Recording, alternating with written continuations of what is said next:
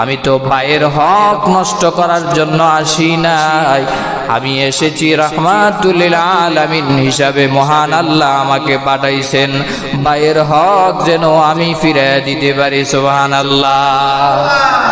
ভাগ্যবতী মহিলা হালিমাতুস সাদিয়া রাদিয়াল্লাহু তাআলা আনহা শিশু মুহাম্মদুর রাসূলুল্লাহকে লালন পালন করতে লাগলেন।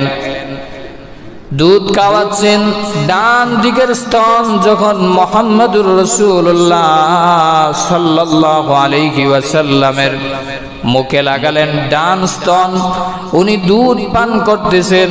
আবার মা হালিমা বাম দিকের স্তন দিলেন।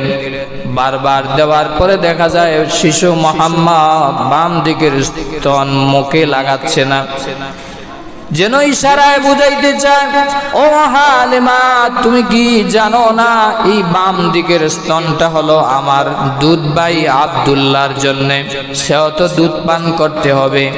আমি তো ভাইয়ের হক নষ্ট করার জন্য আসি নাই, আমি এসেছি রাহমাতুল লিল আলামিন হিসাবে। মহান আল্লাহ আমাকে পাঠাইছেন ভাইয়ের হক যেন আমি ফিরিয়ে দিতে পারি। সুবহানাল্লাহ।